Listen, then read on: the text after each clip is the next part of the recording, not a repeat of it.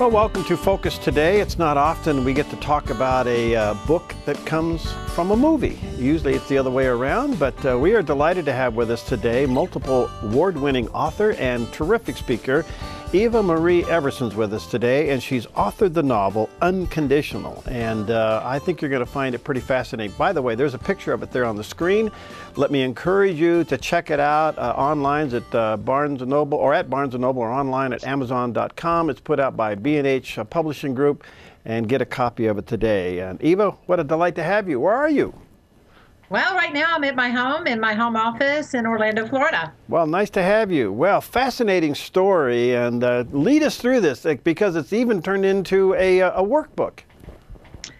Yeah, you know, when I was contracted to write the novel, it was already a movie, and while I was doing what I do, there was someone else who was creating the children's book that is a part of, it is a prop in the movie and then subsequently in the book.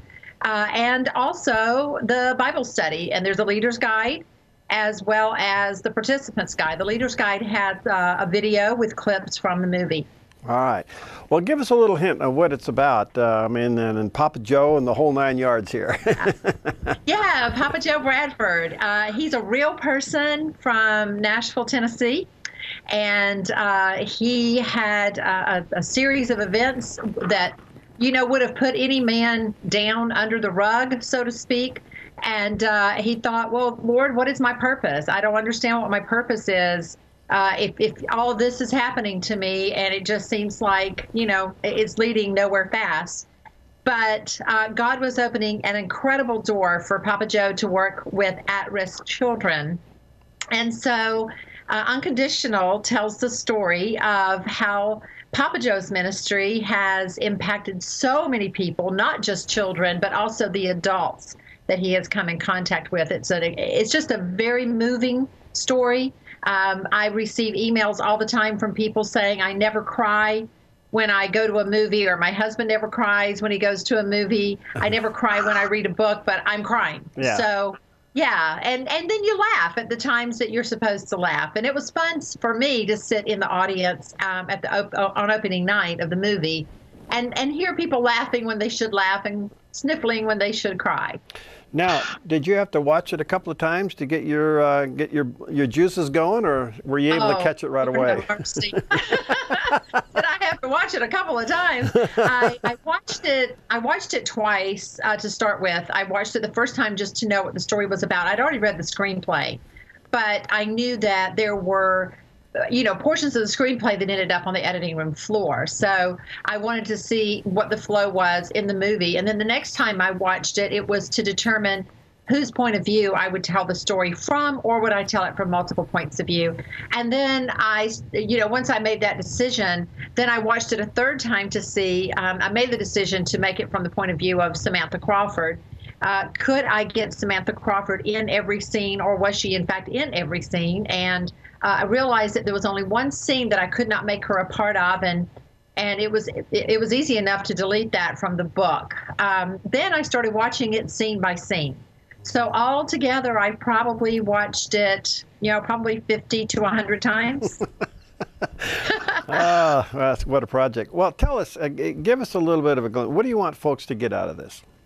Oh, you know, for me, it was kind of an ironic thing that happened. My husband and I had gone through a personal tragedy, and one of the things that I had said was, I don't know what my purpose is anymore.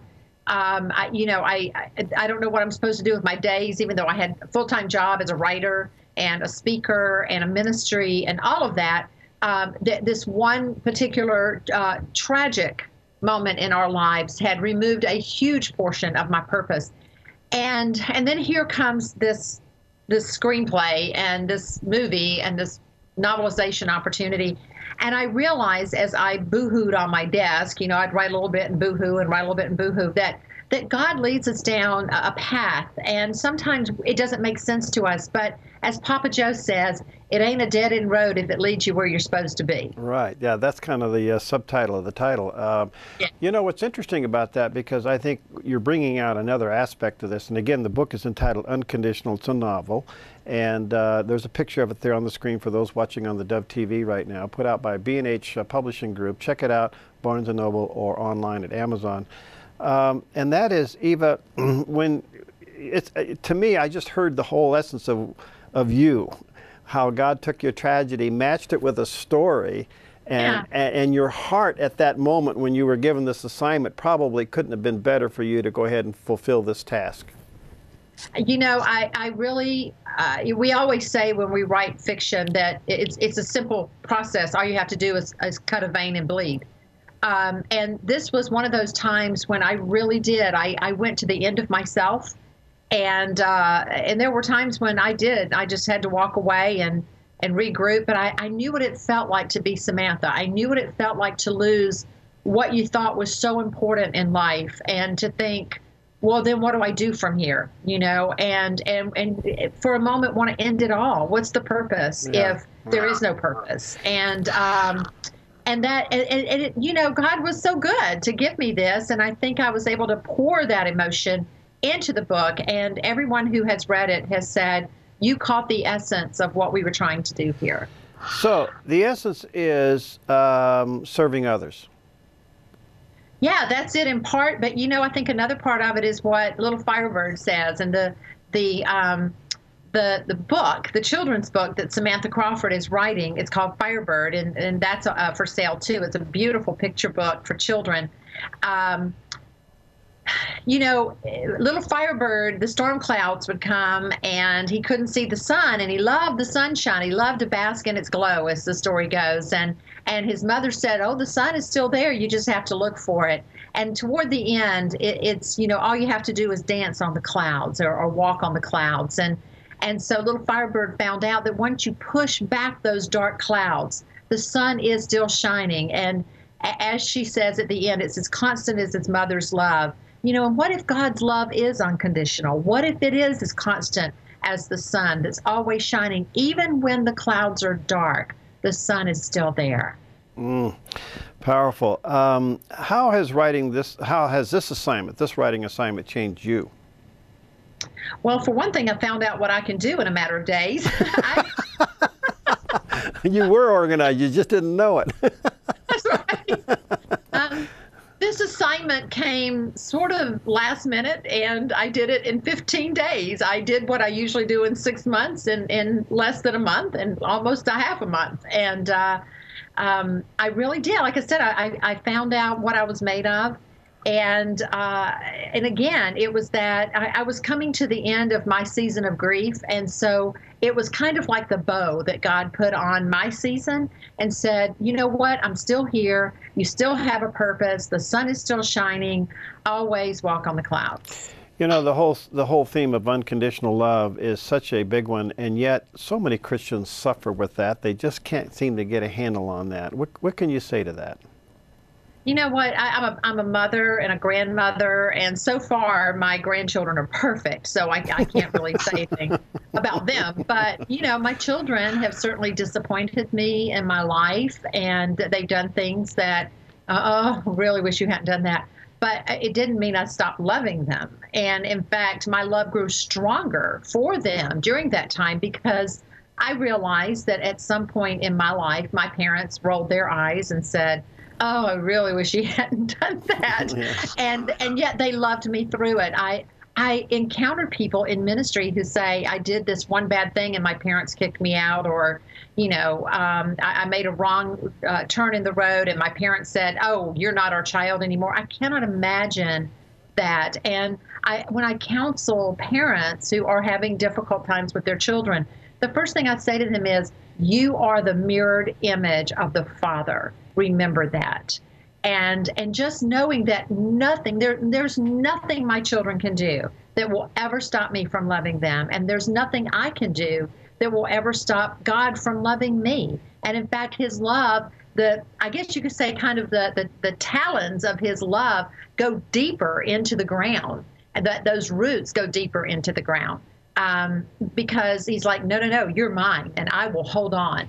And that's God's unconditional love right there. You know, my father-in-law used to say, you know, when I would think, God, you know, what is God going to do to get us out of this one? My father-in-law would say, with everything he has invested in you, number one, his son, do you think he's going to let you down now? Boy, that's powerful. By the way, your grandkids are your reward for not killing your own. In fact, our oldest daughter was our strong-willed child, and when she gave birth to her first and put that baby in her father's arms, he looked at her and he said, "This is why we let you live." It's the truth.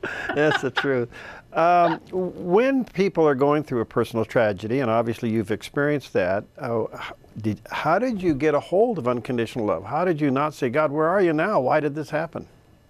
You know, I really learned that there are stages of grief. I mean, I lost my father, I had lost my mother, which I thought, you know, nothing in the world was worse than losing my parents. And then, you know, and then, there was something that came that was an even deeper tragedy for us. And I went through those stages of grief. And when I was on the floor beating it with my fist and screaming to the point of almost throwing up, I just felt peace all of a sudden that wrapped itself around me.